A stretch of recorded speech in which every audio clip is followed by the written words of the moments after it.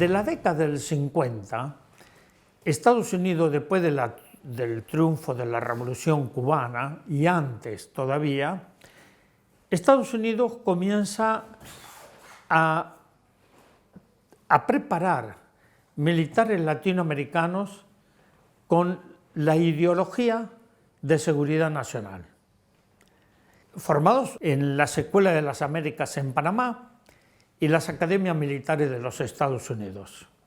Y digo esto porque si no, hablamos de la Argentina como si fuese un hecho aislado. La Argentina no es un hecho aislado, responde a toda esta política continental, ¿no? Como el operativo Cóndor, la intervención de fuerzas de distintos países en otros países. Después toman la experiencia de guerra de Argelia del ejército francés, el secuestro, la desaparición de personas, y hay un eje que no está suficientemente analizado así públicamente, que es el secuestro y la desaparición de niños. Y esto tiene que ver con la Guerra Civil Española. Hay un coronel, psiquiatra del ejército franquista, Antonio Náguera, que es el que comienza a sacarle los chicos a los prisioneros republicanos y se los entregan a familias para que no sean contaminados. Esto es lo que aprenden esas metodologías los militares en Argentina. Antes del golpe en Argentina, prácticamente América Latina ya tenía muchos golpes.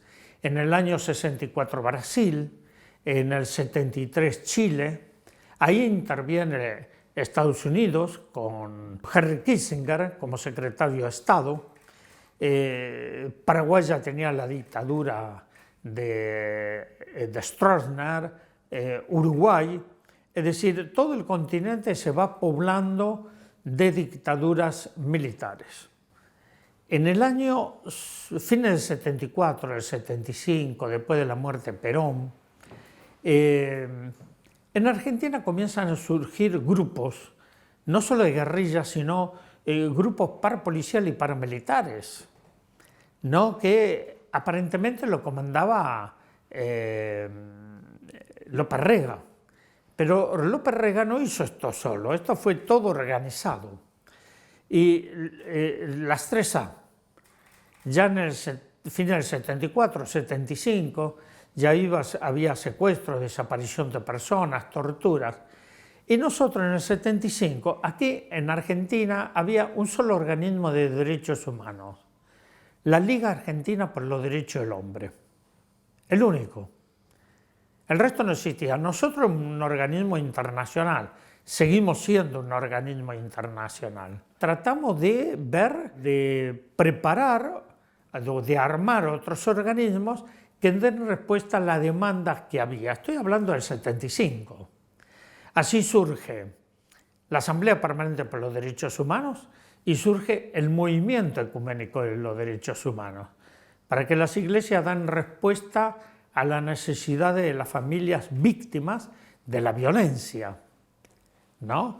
Fines del 75, nosotros pedimos una audiencia con el entonces comandante en jefe de las Fuerzas Armadas, Rafael Videla, que no nos atiende él en el Ministerio de Defensa, nos atiende su secretario, el general Dalatea. Y el general Dalatea nos dijo textualmente, miren, a nosotros nos tiraron con piedras, nosotros vamos a salir 10 minutos después y le vamos a tirar con una montaña.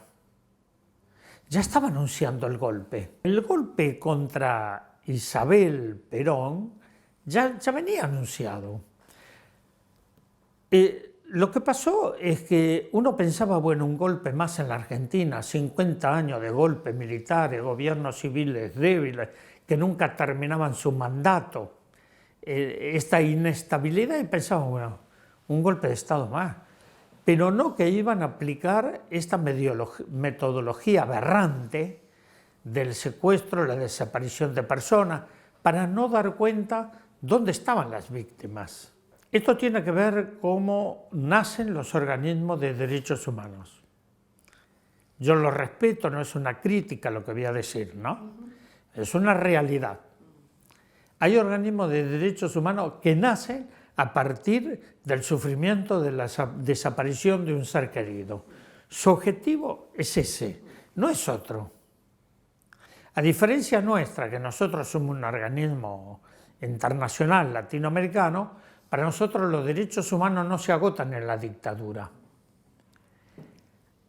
Estos organismos, con el kirchnerismo, que les dio respuesta sobre la cuestión, se aliaron con el kirchnerismo. Es decir, perdieron la autonomía, quedaron ligados a un partido político. Nosotros nunca que hicimos esto, pagamos los costos, ¿no? Es decir, pagamos los costos de ser libres. No nos quejamos, ¿no? De tener autonomía, de poder decir con cualquier gobierno que esté lo que estamos diciendo. Es decir, la libertad de poder manifestarnos. Los otros organismos no trabajan los problemas de pobreza de los pueblos indígenas, del campesinado, de las villas, no trabajan de los problemas del medio ambiente, no los trabajan. No trabajan porque no nacieron con ese carácter. Nacieron con un objetivo central, que era buscar a los niños, saber qué pasó con los desaparecidos, salvo raras excepciones como Norita Cortiña, ¿no? Mirta Baravalle, Elia, pero después el resto no. Uno tiene que comprender que estos organismos tenían un eje, un objetivo de saber qué pasó con sus seres queridos, ¿no? Esto nosotros tenemos que respetarlo. Yo en esto no soy crítico, al contrario, lo acompaño. Pero si hablamos de los derechos humanos hoy, tenemos que comprender esto en su integridad. Tenemos que comprender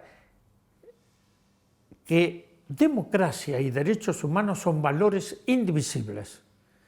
Si se violan los derechos humanos, los derechos sindicales, culturales, políticos, se debilitan y dejan de ser democracias. Lo que decía un amigo de Caminada en América Latina, Eduardo Galeano, dice, no, esto más que democracia son democraduras. Mira, se avanzó mucho en la toma de conciencia colectiva. Hoy los derechos humanos están a conciencia colectiva. Otro en la parte educativa. Aquí en Argentina nosotros tenemos Jóvenes en Memoria con la Comisión Provincial, que se trabaja todo el año, pero en el mes de noviembre, la primera quincena de noviembre, nosotros estamos en los complejos de Chapadmalal, entre 12, 13 o 14.000 jóvenes de toda la provincia, que hacen memoria, que hacen trabajo, no solo de lo que pasó durante la dictadura, sino lo que pasa ahora, ¿no? Entonces, es decir, la conciencia colectiva, pues si no tenés conciencia colectiva, esto no sirve. No es un grupito. Hay cosas que tenemos que entenderlas a fondo, ¿no? Porque si yo no acompaño el derecho de los demás, por ejemplo, la megaminería, ¿no? La destrucción ambiental que están haciendo. O sea que la Argentina es el 10º país en el mundo que más destrucción de los bosques hizo en los últimos años. Es increíble, increíble esta devastación, la contaminación de los ríos, de los mares. Entonces, cada vez tenemos menos país, tenemos menos capacidad de poder enfrentar esto y están llevando a un grado de desertificación del territorio nacional y perdiendo la biodiversidad y la riqueza. Entonces, esto es parte de los derechos humanos. Los que cambian la historia son los pueblos, no los gobiernos. Son los pueblos los que son los constructores de su propia vida y de su propia historia.